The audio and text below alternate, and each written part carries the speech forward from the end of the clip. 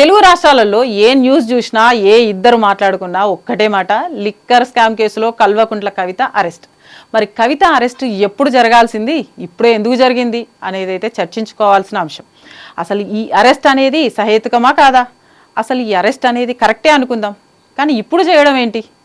ఇప్పుడు ఎలక్షన్స్ వస్తున్న తరుణంలో మరి అరెస్ట్ చేయడం ఏంటి? దీని నుంచి బీజేపీ అయితే ఏ రకమైన లాభాలను పొందాలనుకుంటుంది?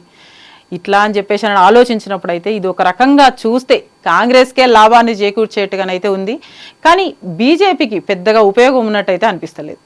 ఇక కవిత విషయానికి వస్తే అరెస్ట్ చేసిన తర్వాత మొదట బాధగా కనిపించింది. కొడుకునైతే దగ్గరగా తీసుకొని ముద్దు పెట్టుకొని అక్కడ సన్నిహితులతో అందరితోనైతే బాధగా మాట్లాడడం కనిపించింది. కానీ వెళ్తున్నప్పుడు విక్టరీ సింబల్ చూపిస్తూ మరీ వెళ్ళింది. మరి అసలు కవితను అరెస్ట్ చేసిందే దేశాన్ని కుదిపేసిన లిక్కర్ కేసులో, అంతేగాని ఆమె అయితే ఏ ఉద్యమమో చేసి జైలుకైతే వెళ్ళలేదు కదా. ఏదో సాధించినట్టుగా విక్టరీ సింబల్తో జైలుకు వెళ్ళడం ఏమిటో అర్థం కాకుండానైతే ఉంది. మరి నిజం చెప్పాలంటే అసెంబ్లీ ఎలక్షన్లల్లో బీఆర్ఎస్ ఓటమికి 30 నుంచి 40% వరకు కూడా ఆమెనే కారణం అని కూడా చెప్పొచ్చు. ఎందుకంటే ఈ విషయం కారణంగా బీఆర్ఎస్ చాలా అప్రతిష్ట పాలైంది. దీనికి ప్రధాన కారణం కవిత అనే చెప్పొచ్చు. అయినా కూడా ఆమెలో అయితే కాన్ఫిడెన్స్ లెవెల్స్ అయితే తగ్గినట్లయితే కనిపించట్లేదు. మరి ఈ కాన్ఫిడెన్స్ని చూస్తే ఆమెను అప్రిషియేట్ చేయొచ్చు. ఒక మహిళగా ఈడీ నుంచి అరెస్టులు జరిగినా కూడా ఆమెంత కాన్ఫిడెంట్గా వెళ్ళడం కూడా గొప్పతనం కూడా చెప్పుకోవచ్చు. మరోవైపు ఈడీ అధికారులు పూర్తి ఆధారాలతో వచ్చాము అని మినిట్ టు మినిట్ రికార్డ్ చేశాము అని చెప్పేసి చూపించాను. నిజానికి ఈ కేసులో ఢిల్లీ డిప్యూటీ సీఎం మనీష్ సిసోడియాను గతంలోనే అరెస్ట్ చేసిండ్రు. కానీ కవిత విషయంలో ఈడీ ఆచితూచి అడుగులైతే వేసింది. పూర్తి ఆధారాలతో వస్తే కానీ కేసీఆర్ లాంటి బలమైన నాయకుడు కూతుర్ని అరెస్ట్ చేయలేము అన్న విషయాన్ని ఈడీ అధికారులకి వాళ్ళకి తెలుసు. అయితే ఈ అరెస్టు ఇప్పుడు కాంగ్రెస్కి అయితే అనుకూలంగా జరుగుతున్న పరిణామాలుగానైతే అనిపిస్తుంది. అట్లా అని చెప్పేసి కూడా అనుకోవచ్చు. ఎందుకంటే కాంగ్రెస్ వచ్చినప్పటి నుండి గవర్నర్ తీసుకున్న నిర్ణయాలు కానీ ఆ జరుగుతున్నటువంటి పరిణామాలు కానీ అన్నీ కాంగ్రెస్కి అనుకున్నట్టుగానే జరుగుతున్నాయి. మరి ఈ పొలిటికల్ గేమ్లో బీజేపీ ఏం ఆశిస్తుందో, ఎవరిని గెలిపించడానికి చూస్తుందో అంత ఈజీగా అయితే అంతుబట్టలేదు. ఇక బీఆర్ఎస్ పార్టీ విషయానికి వస్తే కవిత అరెస్టుకు నిరసనగా ఇవాళనైతే ధర్నాలు, రాస్తారోకలు అయితే నిర్వహిస్తుండ్రు.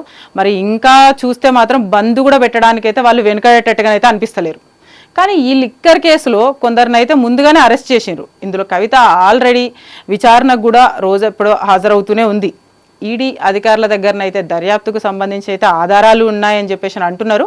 ఒకవేళ అది కరెక్ట్ కాలేదని అనుకుందాం, అట్లా ఏదుంటే విచారణకు హాజరై నిజాన్ని నిరూపించుకొని విజయ దరహాసంతో బయటికి వస్తే మాత్రం దాన్ని తప్పు పట్టేటోళ్ళు అయితే ఎవరూ లేరు.